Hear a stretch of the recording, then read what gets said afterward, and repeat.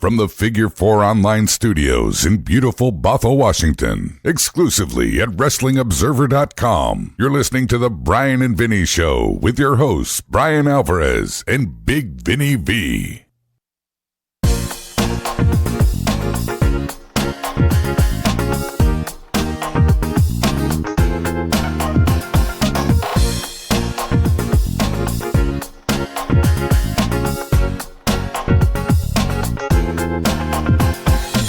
Well, here we are. It's the Bryan and Vinny Show, December 5, 2019. Figure4online.com/WrestlingObserver.com. The finishes on this show were... You just want to skip to that part? We don't do that on this show. Yeah, it's not as entertaining on good shows.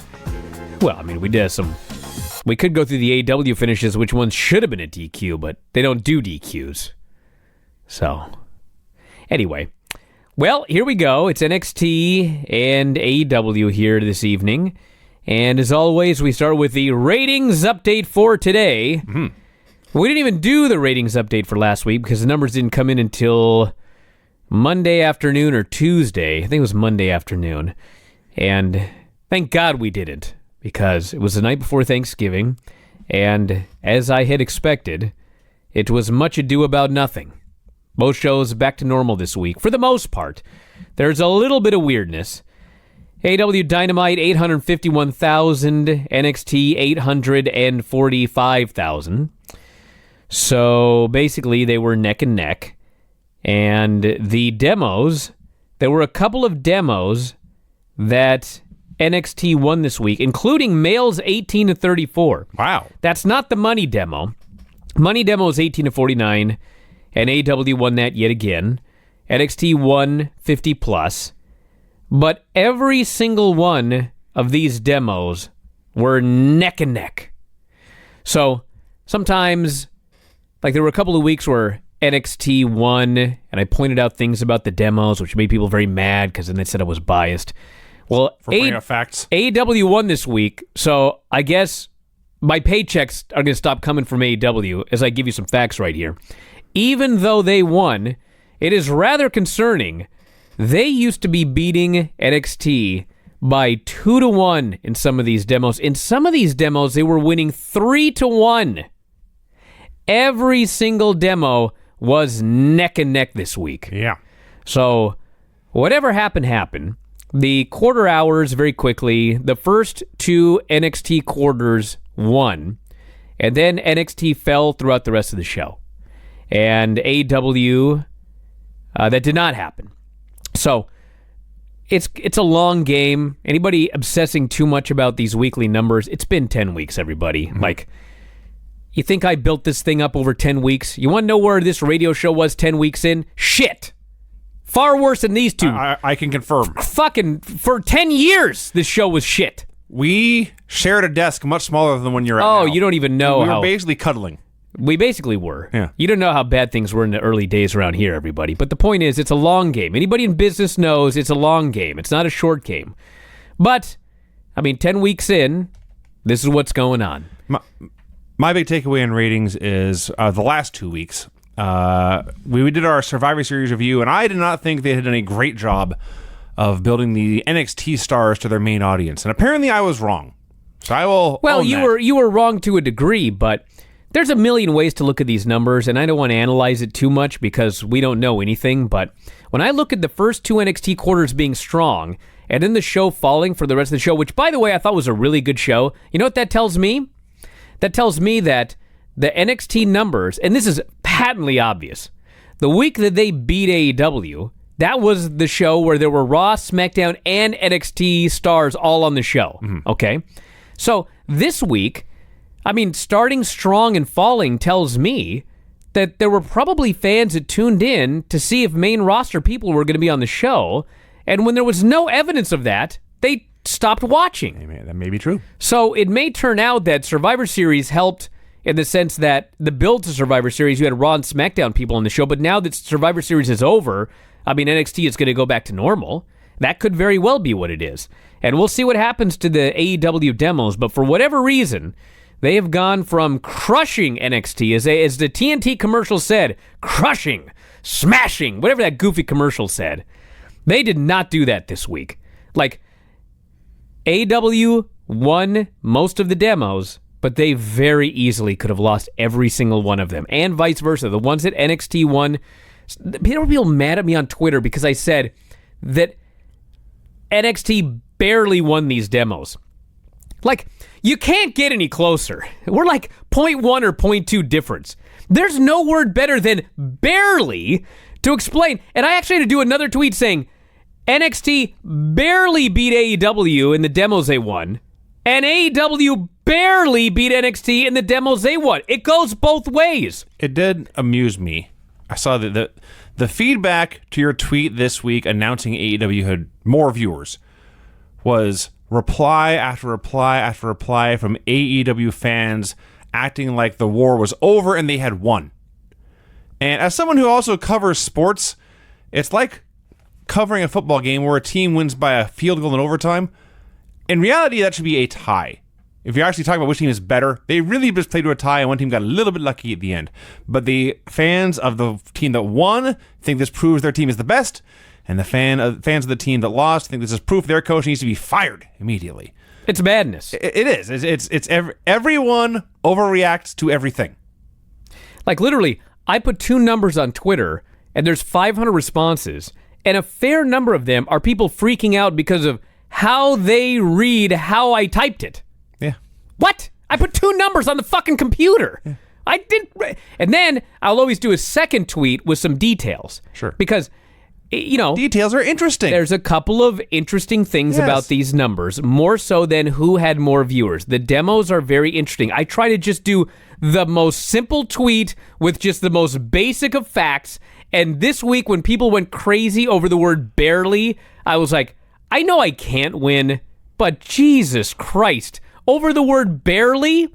That's the only word you could use. Then somebody was like, what about slightly? I'm like, fuck you. Barely is I'm biased, but slightly is I'm not biased. I mean, come on. Jiminy Christmas. Then people are like, you're gotten to. Yeah, fuck yeah, I'm gotten to. I wrote the word barely, and people fucking freaked out. Grown human beings freaked out over the word barely as I'm talking about the demos between NXT and AEW, the differences. What? So anyway. What are we doing with our lives? It's all very strange. Luckily, making money. Well, that's fortunate. That's the thing that makes me, not you, Ken. Oh, there. Yes, Ken. I'm aware, but don't look at me. I'm not in charge of this stuff. This just got weird. But go ahead. No, I'm joking. Can you look up some synonyms for the word bear? Don't even get me going, Ken. Are you kidding me? No, this is on your side. I got more with you later. Fear not. Oh. Yeah, you know. You know. All I mean is, what I mean by that is whatever Ken's making, it's not a percentage. So whether our business goes up and down, it's not like his payment goes up and down. You know what I'm saying? I mean, if we're being technical, mine's not a percentage. Exactly. Either, so that's all I'm saying. Yeah. Anyway, that's just amazing because some people are crazy on Twitter for free. Yes. At least I'm crazy on Twitter and getting paid. That is true. All right, let's do these reviews. WWE NXT December 4th, 2019. Mauro Ranallo opens the show. Oh. A welcome sight. And you know, I got to say something about Mauro. Sure. I said last week when the whole Mauro thing went down that sometimes Mauro can be fatiguing. That's my favorite word to describe Mauro Ranallo. It's fair. Like, no matter how good something is, sometimes it can end up fatiguing. Yeah. Too much of a good thing. I like Mauro Ranallo on commentary. But the thing that really hit me when Mauro Ranallo opened up the show was it was comforting to see him there. Because he is the voice of NXT. And when they got rid of Mike Goldberg from UFC, it's never been the same to me. It doesn't matter who they put in there. It doesn't matter how good they are. There was a comfort in Mike Goldberg and Joe Rogan. And when they got rid of Mike Goldberg, it's just never the same again. It's just never been the same to me. And Mauro Ranallo is comforting to me as part of this NXT package. He is the voice of NXT more than anybody else, more than any other commentator is the voice of any brand. He is the voice of NXT. And when he was on the screen, I was like, man, NXT is back again. Yeah. That's comforting. Yes. So he's opening the show, but Killian Dane interrupts him, takes the ring. He says Damian Priest is not man enough to fight him. He's not leaving until he gets a fight. And out comes Pete Dunne. So it's Killian Dane versus Pete Dunne. Damian Priest is out with cracked ribs. I don't know if that's work or shoot, but that's what they're saying on TV. So this was I not... presume it's a shoot. That's probably a shoot. This was not Killian Dane's night. He's really, really bad at rope running. At least in this match he was. And he had to do some spots where he was jumping and ducking and done small, and ducking under a small guy is hard, but he's taking like 6, 7, 8 steps to get across the ring all night long. And then when Dunn goes to the quebrada off the middle rope to the floor, they cut to a wide shot on the replay actually, and poor Killian Dane is just standing there like a dummy, and standing and standing and standing and standing, and he gets wiped out. Like, pretend you're tying your shoe or something. Don't just stand there waiting for a guy to squash you. So, doing this match, and then at the end, they're fighting on the top rope, and here's the finish they came up with, theorized, and decided to do. Pete Dunne, on the top rope, put on a sleeper hold to attempt to cut off the blood flow to his opponent's brain and render him unconscious. But they're on the top rope. So when the hold worked and Killian Dane fell unconscious, he's 300 pounds. Pete Dunne's the bruiserweight. He's small. The big guy fell backwards on top of the small guy, squashed him, and pinned him while asleep. Yes. Goofy. The best I can say is goofy. I wrote it was the cheapest clean finish I've ever seen. This is one of the reasons why I'm pretty sure that Damian Priest is really hurt.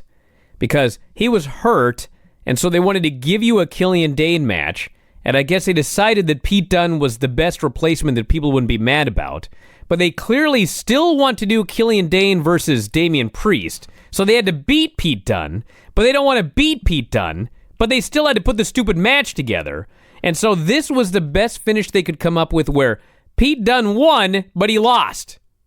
So Killian Dane won. He looked like the biggest goof in this match. He looked tiny and dumb when all is said and done. He did, but the idea was that he beat himself. He should have won. Yeah, it was his own fault or something. All I know is, like, it didn't get Killian Dane any more over. The fact that Pete Dunne is the setup guy for Killian Dane versus Damian Priest, I ain't booking that. Yeah. But this isn't my show. And by the way, this beat the Young Bucks 6-man. That's unbelievable to me. It didn't occur to me until right now you mentioned those two matches went head-to-head. Yep. Wow. All right, well, what can you do? Kathy interviews Dakota Kai. Dakota Kai did a fabulous job in this promo in that she managed to get heat with everybody in a good way. Tegan Nox is not worth her time. She gave Rhea Ripley what she originally wanted, and Rhea Ripley wants to be an almighty hero and savior. Tonight I take her out just like I took out that hood rat Mia Yim. She set up matches with 3 people in this promo. Yeah. That's tremendous. And then had matches with none of them tonight. As it turns out, that's true. Promo for the TakeOver show in Portland, which is on a Sunday. That's weird. Takeovers are Sunday now. They're doing an experiment to find out if the viewership is better on Sunday than Saturday. But you know what? That's almost like what I was talking about with Mauro Ranallo. I want my takeovers on Saturday. I mean, I don't mind them on Sunday. We normally watch pay-per-views on Sunday anyway, but it's just, that's not takeover day. And maybe at the end of the day, it's not going to matter, but it is a change.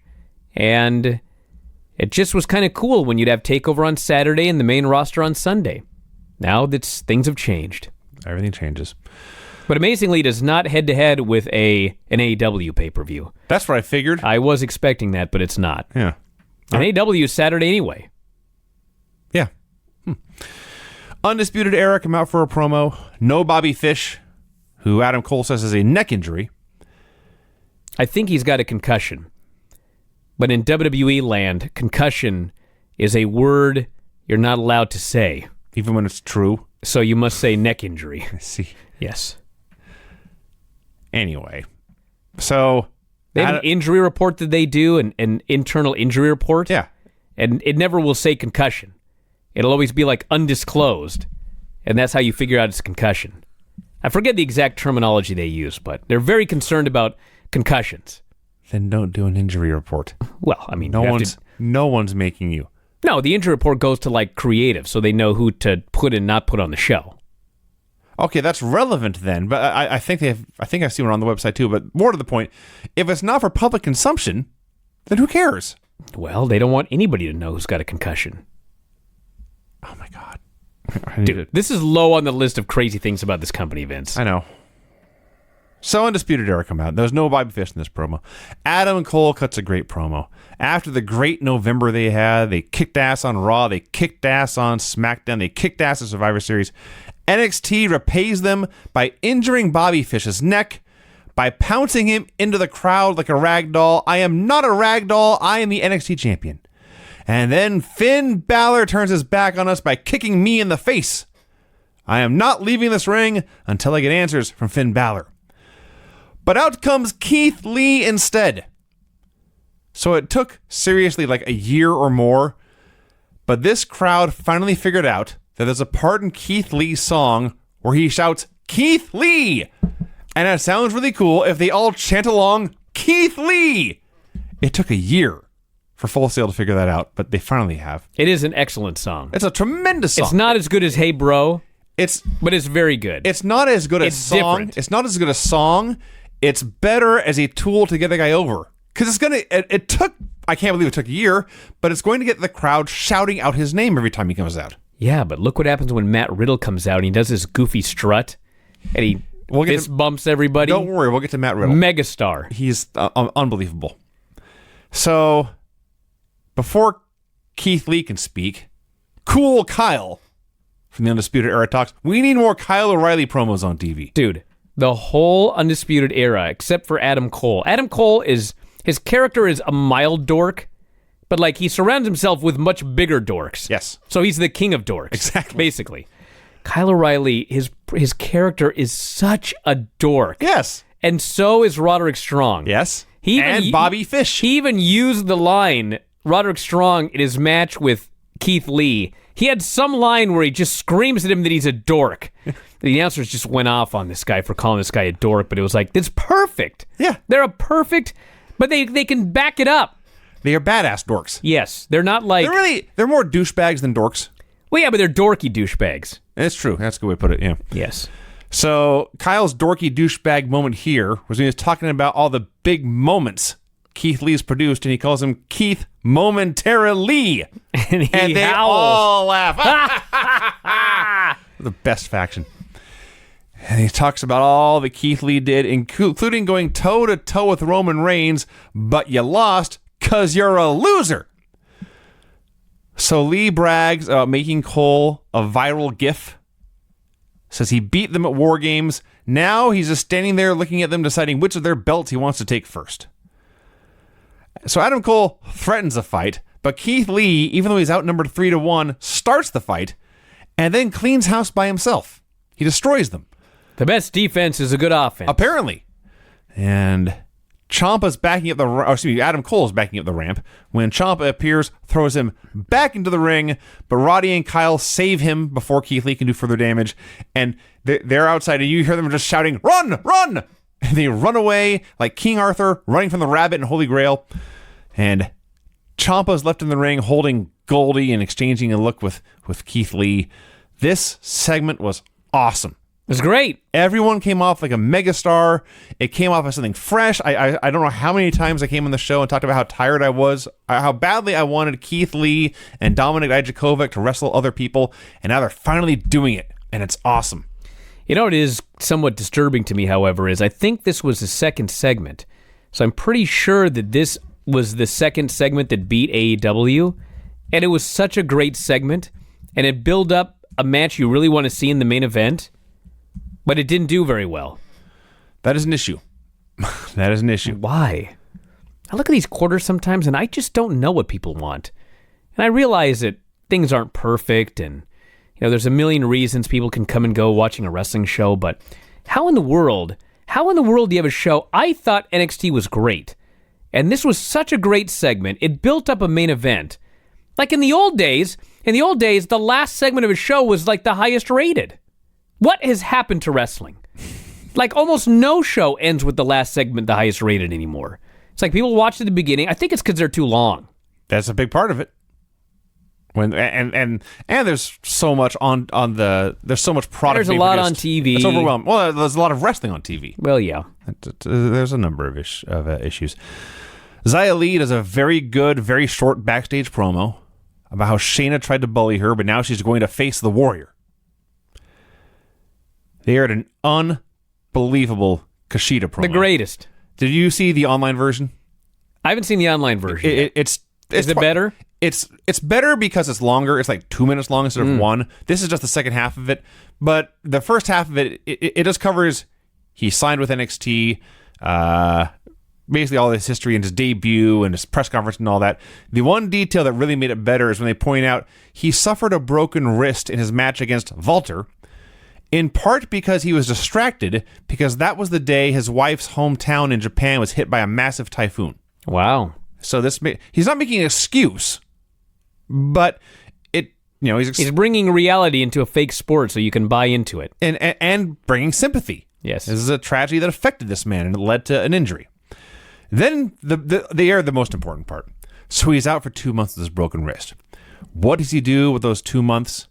He is at home with his wife and his young daughter. I believe he said her name is Kina.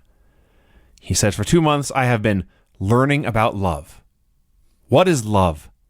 What a baby face. Love is this. Love is you. Him going down a slide in slow motion with his child. Love is Kina, he says. I want to come to America for a better life for my wife and my child. I don't fight for me now. I fight for my family. I'm getting chills just reading these lines. I don't even have a family. I got a family, and I watched this thing, and my first thought was, dude, why are you going back to work? Stay in the park. But then I realized, well, this guy can't work at home. He's a pro wrestler. Then I was like, what a man. He's going out on the road.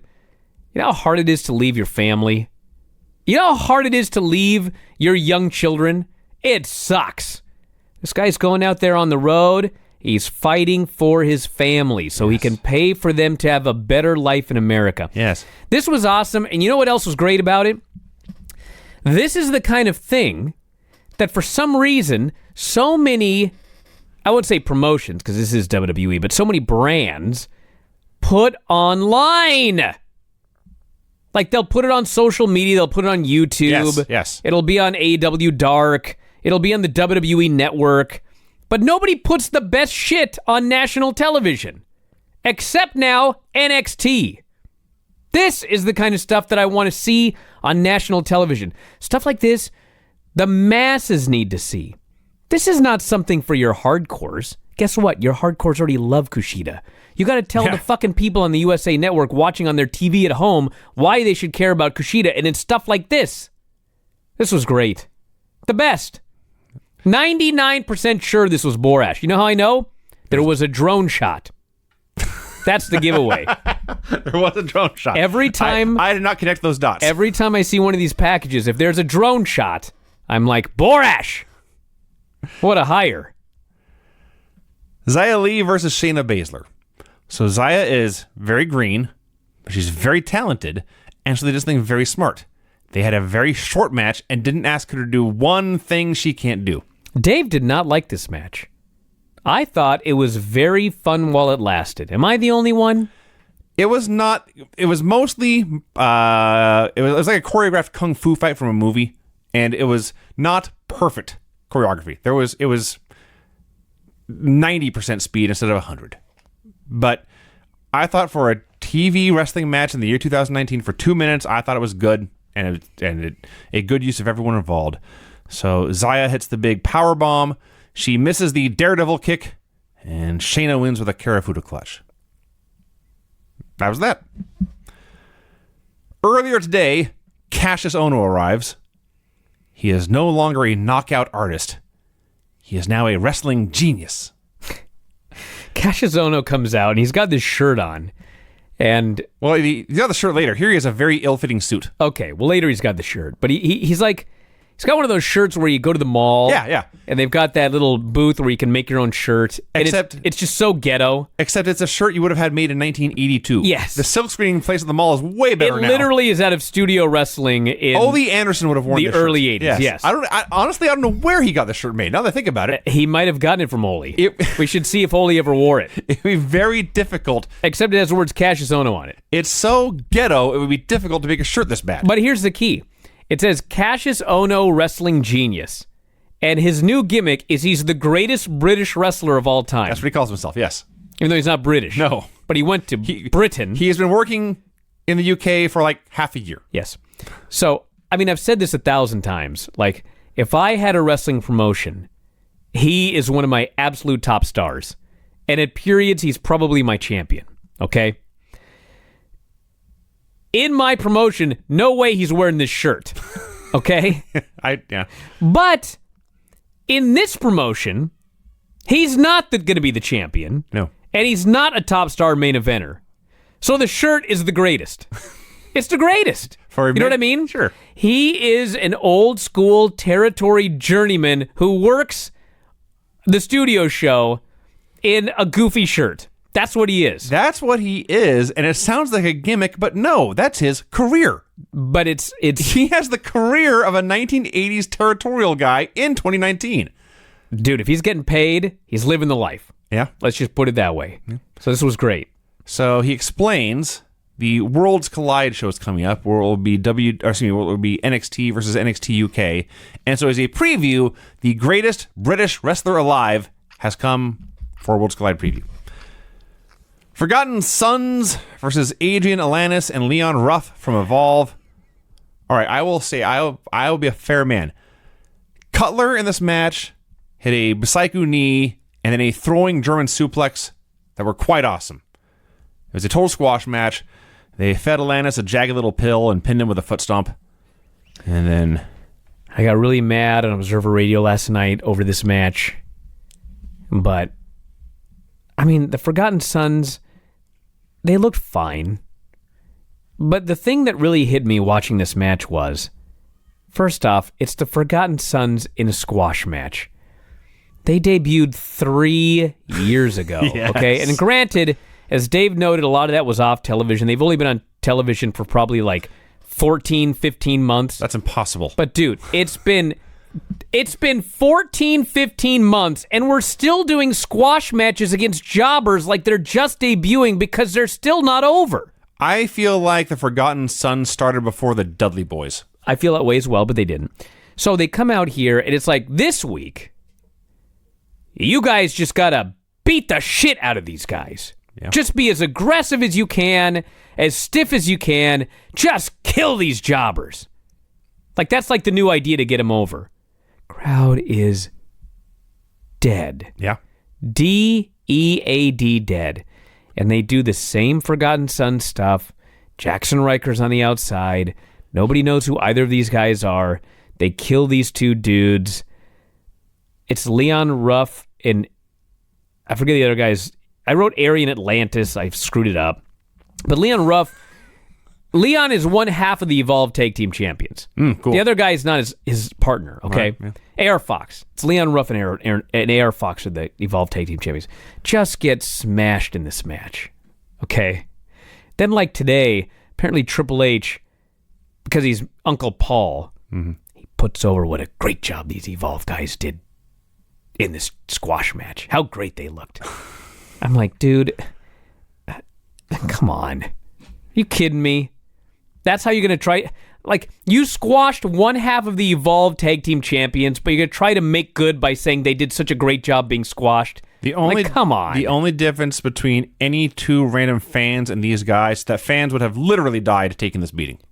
So anyway, Forgotten Sons won. Nobody cares. It's a broken record for 15 straight months now. To emphasize your point about what a needless beating this was, Riker chokeslams Ruff from the ring to the apron after the match. That was brutal. And yeah, the Forgotten Sons are everything they've ever been. Rhea Ripley Groundhog Day, just over and over again. Yeah. Rhea Ripley is backstage doing pull-ups. This leads to Dakota Kai versus Rhea Ripley. So Dakota Kai, as we've mentioned, she got new gear and music and a new haircut. This week, she got a new song and video. The video, there is music, but the video is just Dakota Kai attacking Tegan Nox in the cage, complete with Tegan Nox screaming. This is beautiful. I wanted to weep with joy about what a great, evil, sadistic, vicious heel Dakota Kai has turned into. So Rhea comes out for her scheduled match, says Dakota was very clever at War Games, but the funny thing about that is right now. And then Mia Yim comes out. She tears into Dakota. They have a hell of a brawl. Now Dakota is actually fighting 2-on-1 here. She tries to flee and Rhea throws her back in. But it's mostly her and Mia, and eventually they brawl to the back and disappear. Had a great fight and disappeared. All right, I hated this part. I liked the second part. But the first part, it was like, they advertised one thing for this show, Dakota Kai and Rhea Ripley. Mm-hmm. I am so into Rhea Ripley right now. I was so excited for this damn match, and they don't even do it. And how do they get out of it? They get out of it by Rhea Ripley calling someone else to fight for her. That's what happened. What? And then they get in this big brawl, and Rhea's just there smiling. I'm like, you're supposed to be the top babyface, monster babyface woman here in this division. She should not. What in God's name are you doing? Rhea does not need to be stepping aside so someone else can get their revenge. No, this was really dumb. Now, the second half of this, when Shane and the Horsewomen came out, yes, this was awesome. So Rhea's left smiling at ringside as her friend has disappeared in her fight. The Horsewomen's music plays. Rhea's whole expression changes. Party time's over. Takes the jacket off and gets in the ring. She's ready to go. She knows that she's outnumbered 3-1 and she don't care. So the Horsewomen all attack, and it's 3-on-1. And it's a fair fight. Rhea's more than holding her own. It's back and forth.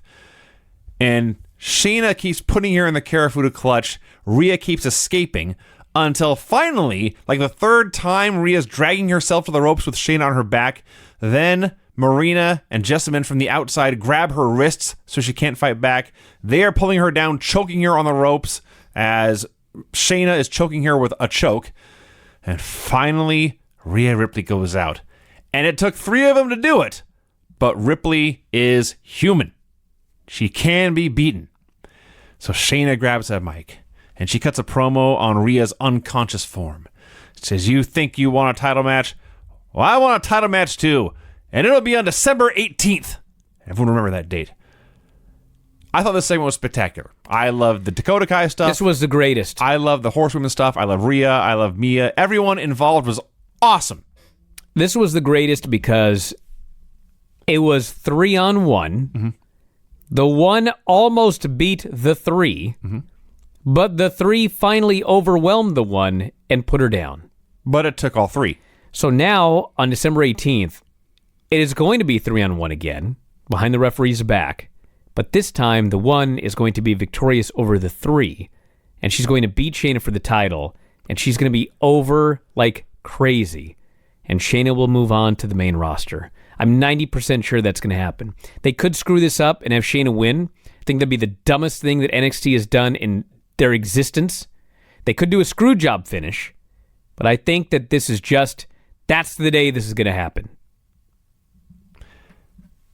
I can't argue with anything you just said. I hope not. Yeah. I'd lose all faith in you, Vinny.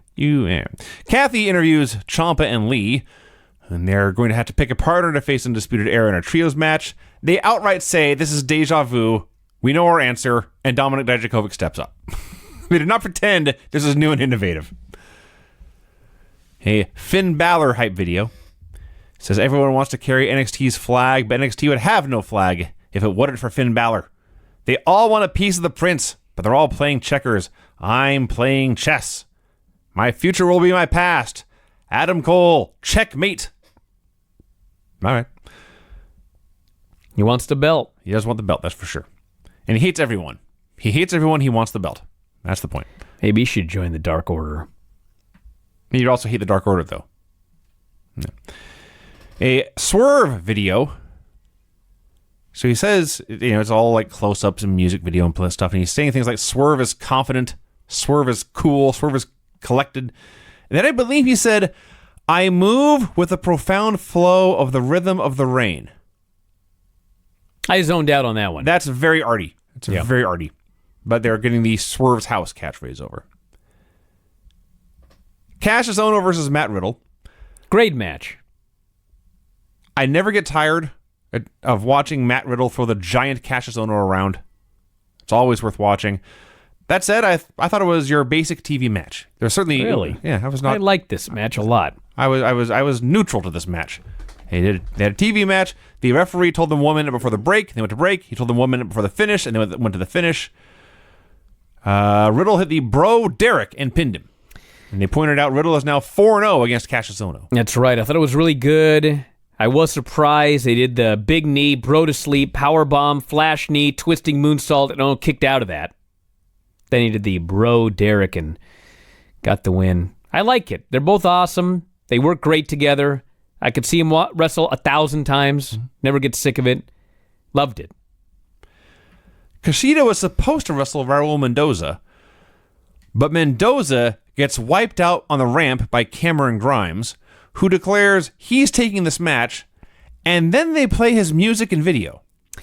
Bad call by Regal. So let me get this straight. You're just asking for the inmates to run the asylum. If you want a match, all you have to do is attack the guy who has the match on the ramp and take his place. Yes. Okay, if I was in NXT, I would never challenge for a title again, because somebody's going to attack me from behind. Clearly. Sure, yeah. Any match. So we got Kushida versus Cameron Grimes. Cameron Grimes has new music, which is a much better fit for his character.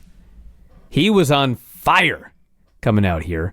Was great in this match. Yeah, Kushida was great. It didn't go long. About 3 minutes. Probably 3-4 minutes. Very fun 3-minute match. I was surprised how much bigger Cameron Grimes was. Kushida's not big. Dude, Kushida's not big. No. But they had a very fun 3-minute match, and Kushida won with a cradle, which leads me to suppose they'll probably do a rematch next week, which is fine.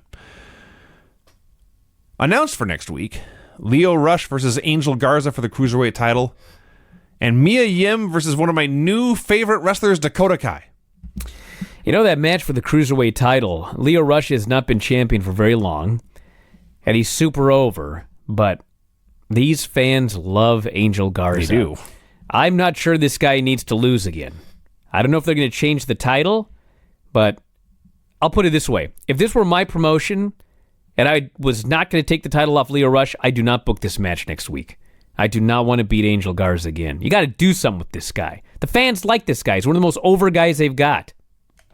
And the pants gimmick is awesome. Your main event, the Undisputed Era versus Tommaso Ciampa, Keith Lee, and Dominik Dijakovic. So Dijakovic uses Kyle as a battering ram early. That was a lot of fun. They cut him off. They're working him over. Right, broken record here. Undisputed Era are so smart and such a great heel team.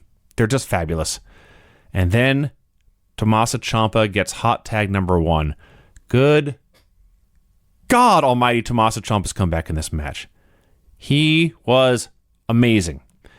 But eventually they cut him off. And now, of course, there's only been one tag by the babyface team this entire match. We're like 10 plus minutes in. And of course, now the whole crowd is begging for Keith Lee. They're chanting Keith Lee and going whoop whoop. They want him in there so bad. And he gets the hot tag. He's running wild. There's a big giant melee. When out of nowhere, Finn Balor attacks Adam Cole and the referee gets bumped. Balor lays out Ciampa with a 1916. There is the best camera shot of Balor in the corner prepping for the big shotgun dropkick he does when Keith Lee slowly rises behind him like a monster. Keith Lee... It was Godzilla rising out of the sea. Basically, yeah. And Keith Lee lays out Balor, and then Cole goes after Lee, but Lee cuts him off, hits his fireman carry slam for the pin. Keith Lee pins Adam Cole. Strap that rocket to this man. Well, funny you should mention that. So afterwards, they announced the three-way December 18th, it's Adam Cole against the winner of a match next week, which is Balor, Ciampa, and Keith Lee. And a three-way, yes. So Balor is Balor, and Ciampa's Ciampa, and clearly they're both in line for title matches. Yes. And now we got Keith Lee in here. Yes. So NXT. Keith Lee got so over at Survivor Series. He's so over on this show. Yes. He's suddenly like the hottest guy they've got. Yes, that's exactly the words I used. So the question is, well, who wins this match? I have no idea what they do. Who does the job? That's the bigger question. Do you do some sort of schmoz? Do you do the typical WWE? Adam Cole interferes, so it's now a four-way? I feel like they just did that with Adam Cole like a couple of months ago. So one way or the other, I have no idea what you do. Like, does Keith Lee beat one of these guys and then win the title? Do you beat Keith Lee? Does Keith Lee do the job in the three-way? Who does a job in the three-way? I have no idea. NXT right now has the best problem a pro wrestling promotion can have, but it is a problem. It's a big problem. The problem is they have too many guys who are positioned to be a top star right now. Now, that's a good problem to have. It's much better than having no stars. But it is a problem because it becomes, you have to juggle basically having them, you have to have one guy who is going to be in the top right now, and the other guys, you have to struggle to keep them hot, which is not always easy and automatic to do. One of these guys apparently is going to get pinned in this three-way. That's going to be a problem. And then one of them is going to get either the winner or Adam Cole is going to get pinned the next week. So, well, it's only a problem, Vinny, because you didn't have to put that match together. you did not. You did not have... listen, Keith Lee pinning Adam Cole in the show was awesome. But it's awesome if, like, now he's going to have a championship match, and maybe he should beat Adam Cole. Maybe you should just go with the momentum. But, that was never their idea. This Keith Lee thing happened because of Survivor Series. And had there been no Survivor Series, it would just be Finn Balor's going to get a match on television, Ciampa's going to get the title shot at the TakeOver in Portland. But all of a sudden, Keith Lee got over. So, like, I wouldn't have put him in this match. I would have done something where, Keith Lee's got to win to be into the match, but somebody... you don't have to beat the guy, but you could do like a DQ or something like that. The most obvious thing to me here is you do Keith Lee versus Roderick Strong, and Keith Lee is your new North American champion. Sure, whatever. So his momentum is still going, and the crowd still has something to cheer for, and the other main eventers are doing whatever. Well, Roderick Strong may cost Keith Lee this match, but I don't want Keith Lee losing right now. He's too hot. Yes. So we'll see where they go. Lord knows they've screwed up easier stuff than this. Well, the main roster screwed up everything. NXT is usually better at that. Better point. But all I know is this show felt so stale all summer, and going to 2 hours helped a lot. But this is like a reset button in a good way. A guy got hot, and rather than cut him off right away because he wasn't supposed to get over, and rather than punish the fans for cheering a guy who was not the guy they planned to get over, for one night at least, they just made him an even bigger star. Great! I'm not going to complain about that. Well, I mean, part of it is that, he got over at Survivor Series and Vince was in the back just cheering like crazy. He was in love with this guy. Of course he is. That is one thing that could happen. Like, they could just beat Keith Lee and then he goes up to the main roster. That's possible, actually. That's also that actually is on the table for sure. I mean, Shayna's on her way up, and Vince loves the dude. So, God only knows how long... Like, Vince has already basically told creative, come up with some ideas for Keith Lee. Mm-hmm. So I don't know how long he's going to be there, but I don't think he's going to be there that long. Well, that was NXT. It was awesome. It's a great show. Great show. We also watched AEW Dynamite, December 4th, 2019. Open with a match, the Young Bucks and Dustin Rhodes versus Sammy Guevara and Proud and Powerful. I will start with the negatives, which is not the fault of anyone in the ring. Maybe it's just me, but the first half of this match... No, there were bad audio issues. Really bad audio issues. I thought it was my computer at first. I restarted everything. They kept on going. So the story is that the audio issues... I actually have the exact deal here. AEW was told that satellites in Atlanta were out. So it was an issue with the feed going up onto the satellite. All right. As opposed to whoever was in charge of the audio in AEW being incompetent. Sure. So that is the story from the AEW side. But it was very distracting. Yeah. But it was only for about 10 minutes. It went away by the end. So I'm watching this match, and it's a fantastic trios match. And halfway through, I'm thinking to myself, it's the year 2019. I'm watching a trios match on national television, and the best guy in this is Goldust. Dustin Rhodes was awesome in this match. It's great. Now, later, Nick Jackson made his comeback, and I am no longer certain Dustin Rhodes was the best guy in the match because Nick's comeback was unbelievable, too. There's so many dives the camera dude can't keep up. So it's time to go for the finish. Sammy Guevara, the world's most hateable prick. He has Matt Jackson laid out, but he can't just beat the man. He has to show off. So he goes to his phone to do some vlogging. And I have not checked it out. I assume this is actually done live, and this video is out there on his phone, and I must see this. And he goes, on TV, it looked really funny. Because what happened was, with the phone, he goes for a shooting star press and lands and meets a double super kick.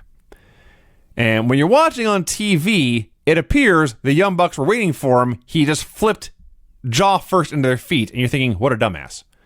Now, Sammy Guevara himself shared a different camera angle that showed when he jumped, Matt was on the ground and actually jumped up to his feet and super kicked him.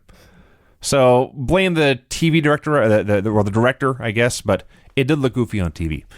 Regardless, Guevara. Well, dude, it looked goofy because the guy was going to live stream a dive. That's also true. That's the bigger issue. Well, yes, but that's one more reason to not like him. Well, I'll get into him in a second. But. So, anyway, it leads to an even better finish where Dustin and Matt have their opponents, I guess it's Proud and Powerful, for tombstones. Nick jumps off, lands with 1 foot on each guy's ass, so they do a double stuff tombstone, and he legit landed on them, and then falls backwards in a senton onto Guevara and pins him. I should say so. This match ruled, everybody. I don't think I'm giving it nearly enough credit. As a wrestling match, I thought this was better than anything on NXT. Just a fabulous opener. Match is great. Sammy Guevara, I've said it before, he is, and I mean this, the highest praise. This is a high compliment we were about to say. He is the greatest douchebag. Yes. Like, if you were a main eventer and you were going to live stream a dive in the middle of a match and it leads to your demise, like, you couldn't be a bigger geek, okay? But the difference is, he is in a main event unit, but he is not a main eventer. Correct. He is a guy who, every week, I can't wait to see him get his ass kicked. Yes. This is not Baron Corbin. Baron Corbin, he comes on television, I want to shut the show off. Sammy Guevara comes on, and he does this stupid thing, he does that stupid thing. It fits his character. His character is he's just the biggest douche. And he gets foiled, and he gets beaten every single week. And he's Wile E. Coyote. There's never the week where he wins. That's true. Every week he gets foiled for doing something stupid, and it's great every single time. Now the announcers run down the show. Christopher Daniels versus Pentagon Jr. Brandy Rhodes speaks. Nyla Rose in action. What does Chris Jericho have to say?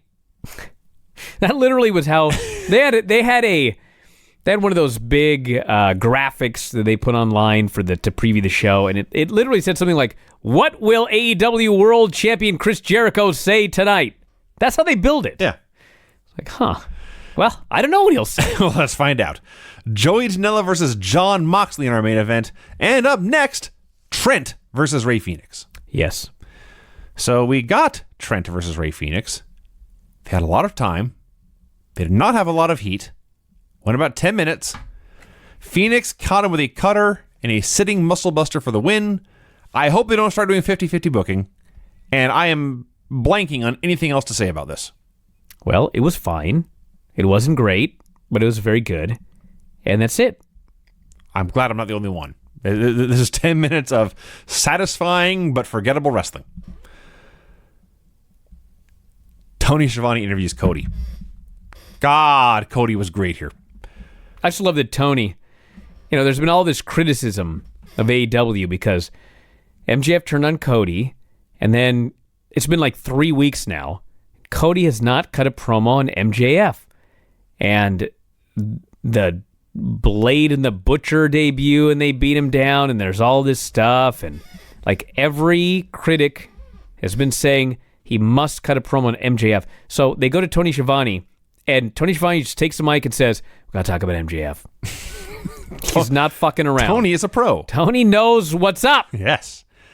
So Cody first addresses the scar over his forehead, which will always be there. He says it's a reminder of his failure. And then he says when he needed help, nobody was there. His brother is apparently involved in a blood feud with the Young Bucks. His wife is cutting off random people's hair. And MJF, he says, kicked me straight in the balls. He talks about the Butcher, the Blade, and the Bunny, and says, I know who you are. You're Andy Williams, Pepper Parks, and Allie. You've been in Beyond and Bar Wrestling. I thought, was that so hard? No. By the way, I mentioned I never heard of the Butcher and the Blade. I've heard of Andy Williams and Pepper Parks. Hey. They're already bigger stars. I'll now than one up last week. you. Yeah. I worked a show with them. Oh, perfect. So now, the answer is no, it was not that hard to give me one sentence of information of why I should give these people credibility. It's much better than shouting, it's the Blade, it's the Butcher. Then he says, I know who you are, I know your credentials, all you had to do was ask for a match. He moves on to MJF. MJF is apparently refusing to wrestle him. Says he hand-picked MJF when nobody else had faith in him. I've got all the texts. He says, I've got all the emails. Everyone said not to believe in you. They said you were too short. They said you were hood rich and that your scarf is a fake. They said you have the worst crossroads in wrestling, but at least they're botching it on 2 channels now. And I don't even know who's botching it on NXT, but I laughed really hard at that. Could have been Raw. It might have been Raw, yeah. That's true. He didn't say Wednesday nights. He said 2 channels. No. So finally, he says, they say you're nothing more than a Bush League NWO version of Chris Jericho. And the crowd goes batty for that line. They thought that was a sick diss. He says, they told me MJF was a bad guy. Well, I knew MJF was a bad guy, but you were my bad guy. So what do you want for a match, MJF? And he pulls out the keys to his Ford Black Ops. Big fancy truck. He says, I know you love this truck, MJF. Here you go. Tosses the keys down on the ground. This watch is a gift to me courtesy of Tony Khan. It's the most expensive thing on my body. He takes it off, throws it to the mat. There you go. His red bottom shoes. I learned a lot of things about trucks and shoes in this promo. Louboutin shoes, he says. I'll take these off. He throws them. You can have my shoes. And finally, he brings in Justin Roberts with a briefcase that contains $50,000 in cash. And to prove it's legit cash, he gives a $100 bill to the young fan dressed as him in the crowd. Maxwell, he says, I still believe you are the future of this business, but education is the passport to that future, and I am going to educate you. I'm going to eviscerate you. I'm going to lacerate you. Just name your price, he says. Let's do this.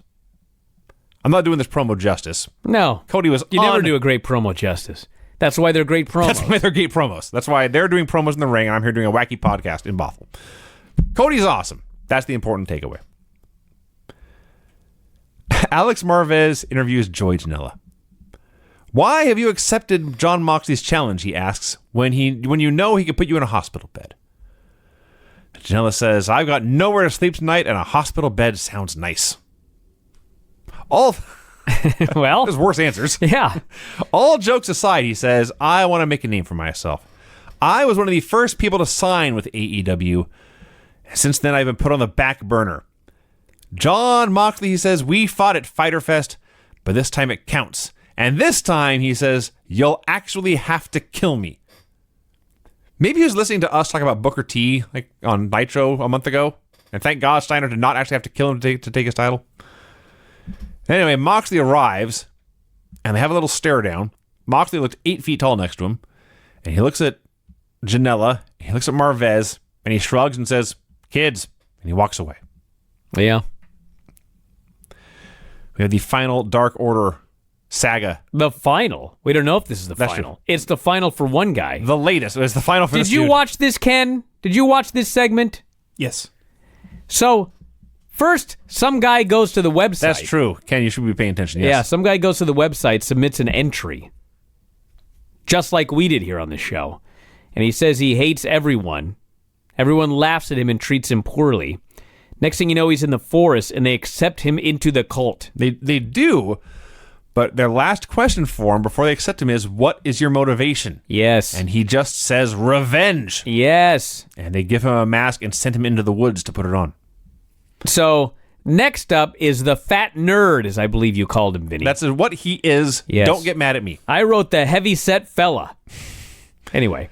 So? He vows to disown his own family for the Dark Order. Yes. And they say, well, what's your motive? And he says, I just want friends. Wrong answer. So Grayson kicks him. All of these creepers swarm on him. I don't know what they did to this guy, but from what I could determine, it ended poorly. So, point of all of this, Ken, is I thought this was all fun and games when we started this. Yes. I thought anyone can join a cult. You know what I'm saying? Sure. I didn't realize there was an initiation. And a very violent rejection process. Yes. So this is important, Ken. Yeah, you need to really think about this, Ken. Well, let's practice right now. Ken, what is your motivation? Not friendship. Well, what is your motivation? You know the answer. Revenge. You say revenge, Ken. Revenge. Yes, sweet revenge. Now, have you gotten that lock of hair yet? What's taken so long? When did we talk about this? Sunday? Or was it a week ago? It was a week ago. No, it was Sunday. Was it Sunday? Yeah, because we got the response. We submitted the entry last week. I see. And we got the response. We read it on Sunday. So Yes. Monday, Tuesday, Wednesday, Thursday. Mm-hmm. Been 4 days. Yeah. What's taken so long? I've got some leads. You have leads? Yeah. It'll get done. You better get it done, dude, because we don't know if the Dark Order has a time limit either. I'll tell you what. I'll have it done by Sunday. All right. Sunday here on Really? this show. Ken, you need what was it, a lock of hair or a vial of sweat? Or a tooth. Or a tooth. I think you're better off getting a lock of hair. Yeah, probably. Have you talked to Garrett? It shouldn't be that hard. That's a good lead. Garrett's your man. Okay. All right. Let's I'll keep message going. him on Twitter. Yeah. And don't forget the special word, revenge. Revenge. Yes. That's a good way to say it, too. Yes, He's already halfway in right here. We've helped him tremendously. Yes. I feel good about this show now. Start our own cult. I kind of feel like we already have. I got two little creepers in this house right now. Nyla Rose versus Leva Bates. First, we see footage of Nyla attacking somebody named Shanna at a meet and greet. Yes. Now, I will say this.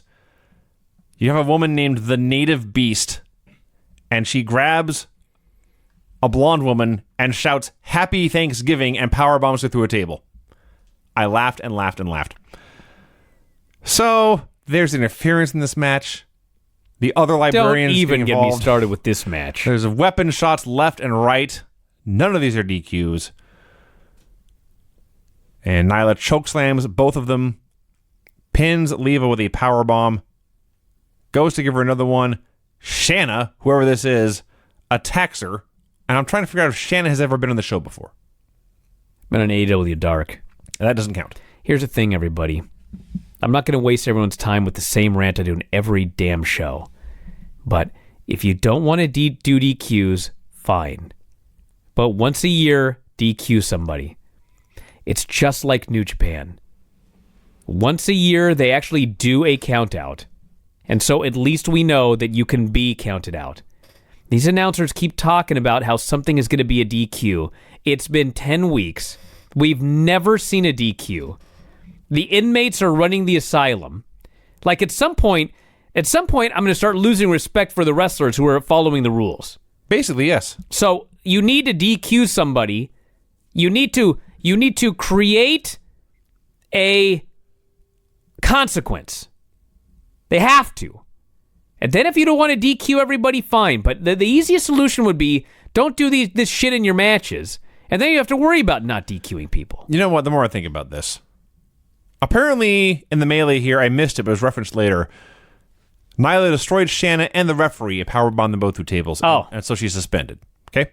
So if you're going to have her get suspended anyway, that's a perfect opportunity to do a DQ first. Sure. So, yes. So she did put Shanna and the referee through a table with a powerbomb during the break. Oh, that's why I missed it. Well, Don't tell me it was in picture-in-picture. It wasn't picture-in-picture. I'm not watching that. I realize that. But apparently, they did show a replay of this when Hikaru Shida was on the way to the ring for her match. I see. Somehow, I didn't see it. And somehow, I ranted for 24 hours about how this aired during a commercial. And, nobody told me until noon today. So apparently nobody else saw it either. Okay? Yeah. So don't air stuff during the commercial. Or entrances. And I mean, if you do air it during the commercial, you're going to show a replay. Show the replay immediately after commercial. Not, 2 segments later when somebody's doing a ring entrance. Because that's when we all start skipping forward. Well, I did skip forward, apparently. But you know what's funny? Is I skipped forward and missed that, but I didn't miss it happening in the picture-in-picture. Sometimes, if I'm behind on my note typing, I will, furiously type away and look up and see the PIP thing and whatever's going on. So that's believable. Chris Jericho comes out for a promo, accompanied by Jake Hager, who was dressed like every 1970s professional bowler in the world. Maroon trousers and a maroon polo, and his hair all just parted neatly, like fantastic. So they're in Champaign, Illinois. Jericho says nobody successful ever came from Champaign. Crowd chants for Tony Khan, who went to school there. Jericho announces that AEW is going to make him defend his title one more time this year. Wrong. I thought the same thing, Vinny. But apparently he is contractually obligated to wrestle again. Okay. It's not going to be a title match. So did I hear him wrong? Or did he? I think you heard him wrong. Okay. I thought I heard that. All right. But Dave was insistent that he actually said that he had to wrestle again. All right. Could be the Berenstein Bears here. Yes, it could be a thing where he said he was going to wrestle, and I just assumed, yes, being Le Champion, they would do a title match. Yes. Well, I think when you heard contractually obligated, because every other promotion, there's the 30-day rule. Okay, well, then I wrote he gets to pick his challenger. So did he actually say opponent? I'm going to go back and check this, because I am skeptical. I'll go back and check right now. All right. Well, while you were doing that, I'll talk more about his promo here. He has made a list, and the place goes crazy, but he says, no, it's not 2016. This is the lexicon of Le Champion, which is not what lexicon means, but that's okay. And then he reads... That's the gimmick. Yes. I don't know why it's the gimmick, but that's the gimmick. Because he's Chris Jericho. What is his character now? They did the gimmick last week where he can't read. Now we've got the gimmick where... He doesn't know what words are. He doesn't know what words are. It's a very weird character. But it's awesome. Yes. Well, he can't read this week, and he reads the following list of names who he will not wrestle, which, yes, I wrote down every single one of them in their entirety. He begins. John Moxley. Cody Rhodes, although he can't wrestle me anymore. Anyway, ha ha ha. The Young Bucks. Papa Buck. Uncle Buck. Buck Owens. Moxley. Hangman Page. Diamond Dallas Page. Page. Moxley. Scorpio Sky. Too Cold Scorpio. Any member of the Scorpions. Moxley. Michael Nakazawa. Kenny Omega. Kenny Ortega. Kenny Shields. Kenny Chesney. Kenny from South Park. Moxley. The chubby guy over here with the popcorn in the 5th row. The ugly guy with the dumb glasses over here in the 3rd row. Moxley. Darby Allin. Rick Allen. Alan Jones. Moxley. Evil Uno. Angry Dose. Hateful Trace. Moxley. Marty. And then we never found out who Marty was. What is going to be Jannetty or McFly? The Jurassic Express interrupt. All right. Do you have a report? I just listened to it. Right. I can confirm 100% that he is contractually obligated to have one more match. So he never mentioned the title. We all just heard it, but it didn't happen. Damn it. Well, thank you, Brian. I mean, maybe we're in another timeline. I've often thought that. Thank you. For sure, he did not say championship match. Thank you for confirming the truth. You're welcome. So the Jurassic Express interrupt. And before they can say anything, Jericho says dinosaurs and little children are also on the lexicon. So Luchasaurus grabs the mic and says, "Rrrr!" And I was hoping that would be the gimmick and he'd be the zombie all over again. But no, he actually speaks. In fact, he says he has a master's degree in medieval history. Drops some famous old people who are way over. I don't have a master's degree, so I don't know who they are. Then he says dinosaurs have been marginalized for 65 million years. And sure, Marco is small for his age, but he's more of a man than you'll ever be. Jericho points out Marco is small for any age, but then says, if it's not you, and it's not you, then it must be you. And he points at Jungle Boy. Says, you haven't won a match in this show. You have never said a word. You're the Hollywood golden boy. Everyone's pulling for Jungle Boy. Well, I'm not pulling for Jungle Boy. I think you're a piece of shit. You couldn't last 10 minutes with me. And Jungle Boy takes the mic and says, I know I can last 10 minutes with you, and I'm going to kick your ass. And a brawl breaks out, and eventually, because Luchasaurus is the one guy who physically matches up with Hager, so he sends Hager packing, and Jericho flees from the two small guys, and Jericho's pointing and shouting, I'll see you December 18th. I thought, Jesus, December 18th is the biggest wrestling day of the year now. Oh, it's a big day. They're both building up for this. Yeah, so for the record, Jungle Boy did last 10 minutes with me. Oh. So we'll see if he can last 10 minutes with Jericho. The fact that this is not a championship match is very important, Vinny, because there's 1,000 things that you can do now. Sure. Do the 10-minute time limit. Jungle Boy lasts the 10 minutes. Jungle Boy then gets a non-title match. Jungle Boy can beat him in the non-title match somehow. Yeah. Then you do the title match, Jericho wins.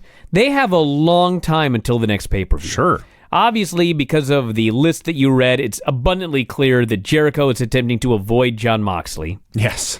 That's the big match. But that match is not coming up for a while because they don't do monthly pay-per-views. No. So you've got to do something to tide Jericho over in the meantime. They want to get Jungle Boy over. Jericho, trust me, will be able to get Jungle Boy over. He'll be able to have a very good match with him. And it's a good series. So, great. Shazam. Yeah, I'm very happy about all this. Chris Statlander versus Hikaru Shida. Here's where they announced that Nyla Rose had been suspended for powerbombing the ref.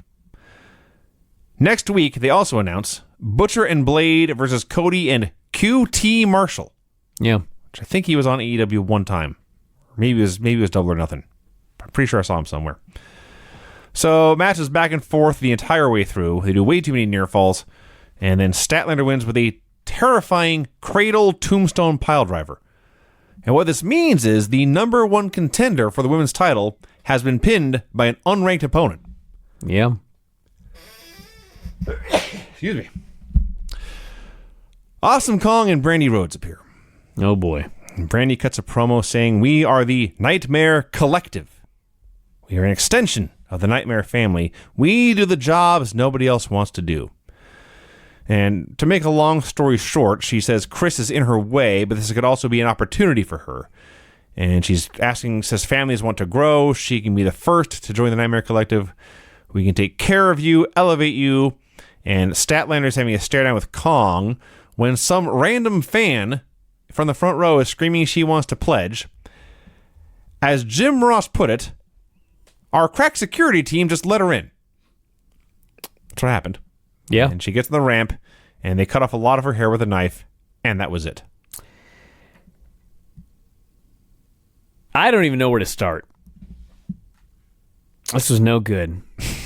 And I actually asked today on Observer Live, because Brandy's exact line was, fans have been clamoring to find out what we're doing.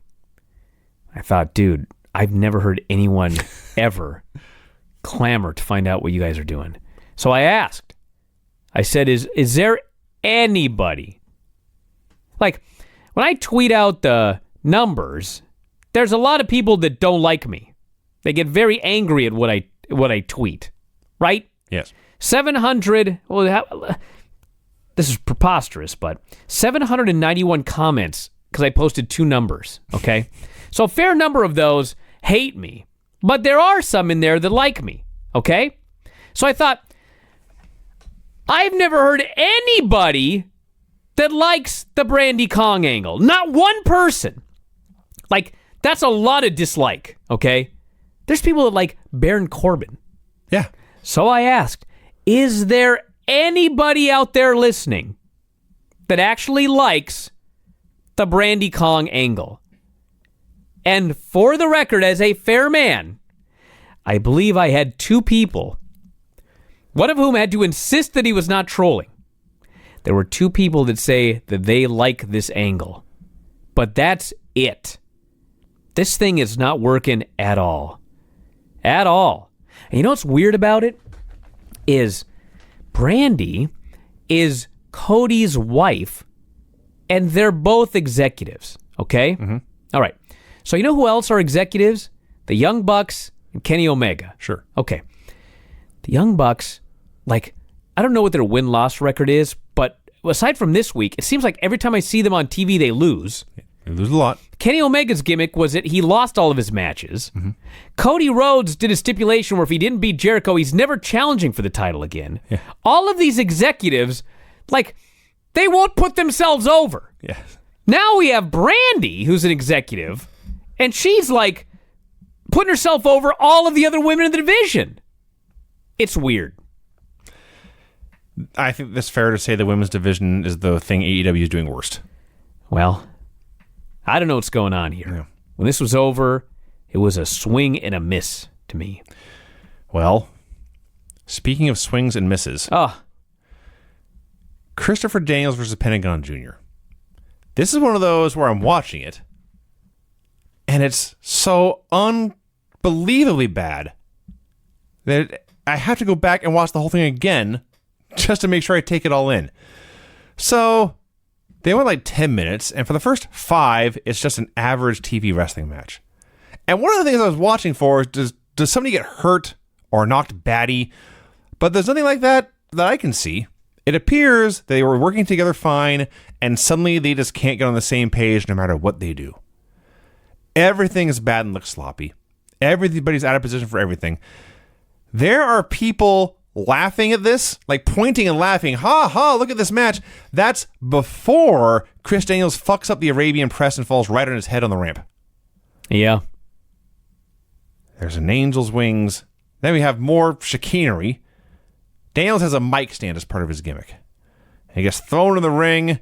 He ends up with it, but that's a DQ, so he decides not to use it. Pentagon hits a low blow and a package pile driver for the win. Just a complete mess of a match.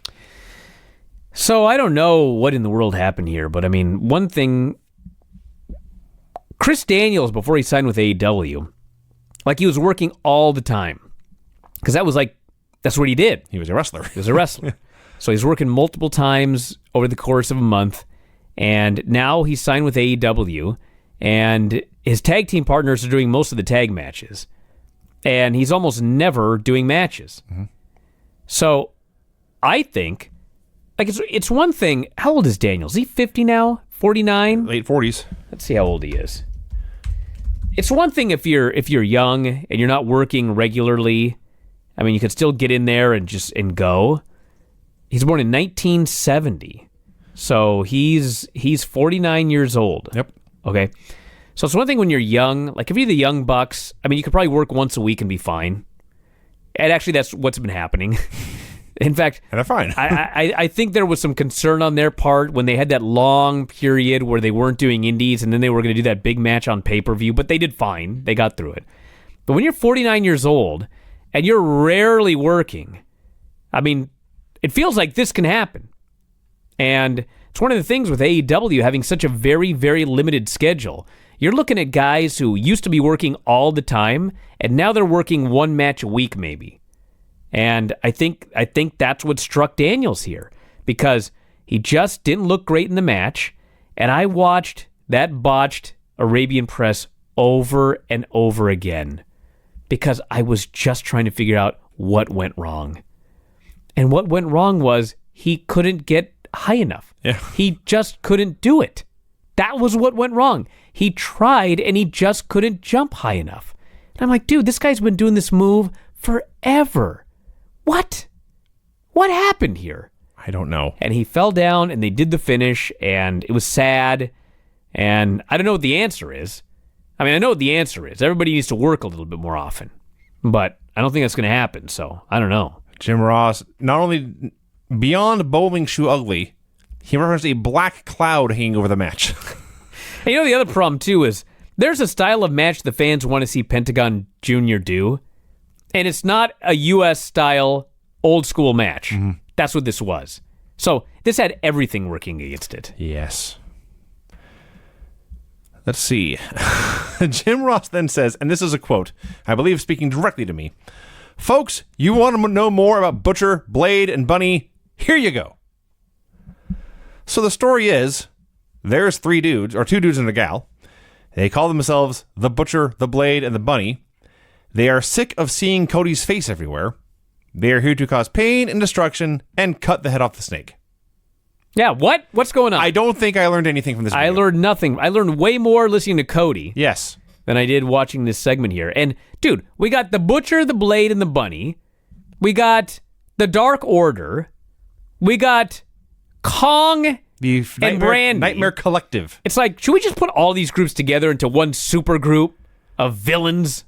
Maybe Marty Skrull can come in and unite all three groups, and we're on our way. It does seem to be awfully redundant. It is very redundant. Yes, Ken.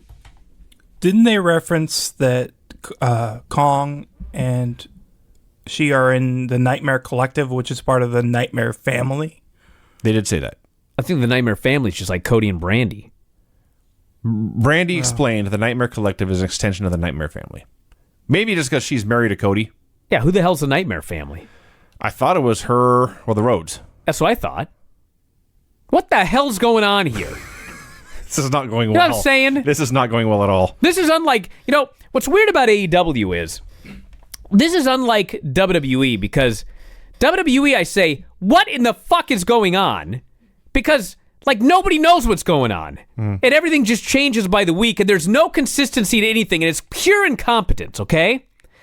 AEW, I don't know what's going on because they don't tell me.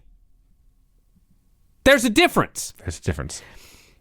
I mean, I don't like either, but I prefer AEW. But I would prefer if they just told me what was going on. It's better to not be told than to be told something different every show. Yes. WWE, I just can't take it anymore. AEW, I just want to know what the fuck's going on. And I have no idea some of these storylines. Mm-hmm. Who in God's name is the Nightmare family? Then Cody's talking about how his wife is cutting off the hair of these random women. He also doesn't know what she's up to. He doesn't know what's going on. It's his wife. They're on the same show. Your main event is Joey Janela versus Jon Moxley.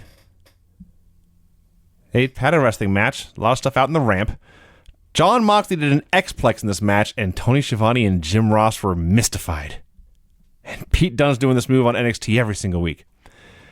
I do like when they were fighting on the top rope, and Moxley's on the middle rope facing out, and Janela comes over the top of him with an avalanche schoolboy, which is awesome and cool and incredibly simple, and I can't believe I've never seen anyone do that before.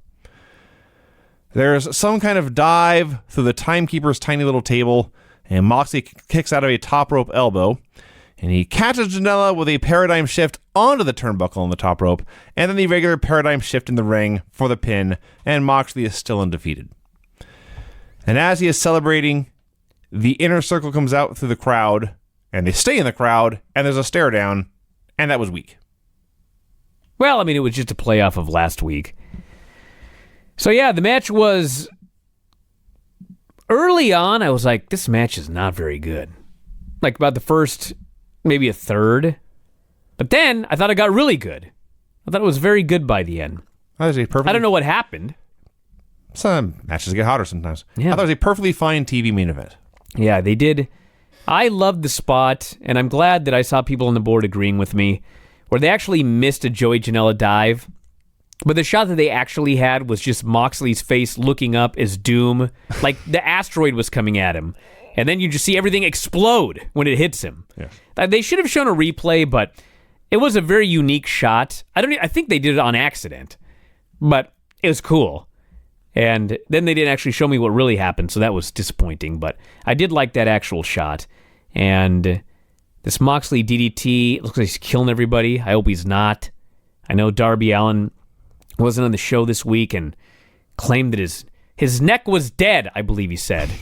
That sounds bad. Which I presume was a work because he did take this move off the middle rope and like he should be selling it like he's dead. But I hope he's not dead. I mean, we did see... I mean, Moxley's his DDT is very similar to Finn Balor's 1916. Actually, yes. Which killed Johnny Gargano. Sure did. I might add. So, yeah. I thought the show was hit and miss. I think that's the best way to put it. It was a hit and miss show. I liked the show. I don't think it was the worst show they've done, but it was certainly not the best. Yeah. So it's time to vote, and I thought in a complete reversal of what the usual pattern that we've seen over the past 2 months or so, I thought while AEW had the best match, NXT was clearly the better show. I thought we thought that last week too, didn't we? Maybe I thought last week too. Well, last week we both had NXT winning, but for months and months and months, it seemed like the best specific match was on NXT, but AEW is the better show overall. I see. So it's a long-term trend, Brian. Yes, I vote for NXT this week. Yep. I thought that it was just a better show. I mean, there was, like I said, there was stuff that I liked on AEW. There was stuff that I really didn't like on AEW. And I don't think there was anything on NXT that I really didn't like. Yeah. So, overall, just a stronger show for NXT, a weaker show for AEW. But I didn't think that either show was, like, terrible or anything like that. Certainly not. So, NXT wins again this week. Mm-hmm. And there you go, everybody. It'll be interesting to see the numbers next week. Because I felt that the NXT show lost in the numbers, barely, but I thought it was a much stronger show. So we'll see what that means next week. Does that translate to more viewers for NXT? Does it matter at all? Do fans want to see a good show? Do they just want to see stars? Yes. Do they just want to see the main roster? I don't know. We'll find out next week. All right, we're out of time, everybody. I'm going to wrap it up for today. We'll be back on Sunday. I guess Sunday's NWA again. Is that right? Probably, yeah. I'll probably be watching on my own, so we'll need to figure that out. All right, so that's Sunday, everybody, and then I think that's it. So we're going to